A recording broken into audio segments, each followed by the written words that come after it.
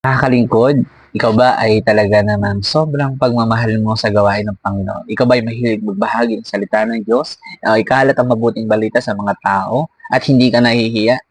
O isa ka sa mga taong alam mo yung salita ng Diyos pero nahihiya ka o hindi mo kayang gawin o kinakahiya mo dahil iniisip mo kung ano yung sinasabi ng ibang tao? Ito po ang sabi sa Matthew 10 verse 32. Ang sino mang kumikilala sa akin sa harapan ng mga tao, ay kikilalanin ko rin naman sa harapan ng aking Ama na nasa langit. Ngunit ang sino mang ikaila ako sa harap ng mga tao, ay ikakaila ko rin sa harap ng aking Ama na nasa langit.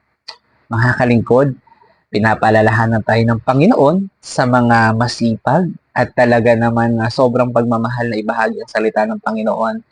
Meron daw po kayong reward sa langit. Talagang hindi daw kayo ikakahiya ng Diyos na ipakilala sa Ama na nasa langit sapagkat talagang sobrang pagmamahal niyo, hindi kayo nahihiya na kahit ano pang sinasabi ng mga tao, ay nagpapatuloy kayo. Mga kalingkod, napakaswerte po natin mga masisipag na ibahagi ang salita ng Diyos sapagkat meron tayong hahantungan sa langit. Pero ang mga taong tamad at nahihiya at kinakahiya ang salita ng Diyos at hindi ibinabahagi ang salita ng Diyos, ikakahiya daw kayo sa harapan ng Diyos na nasa langit sapagkat hindi kayo naging mabuti at hindi nyo ibinahagi ang mabuting balita.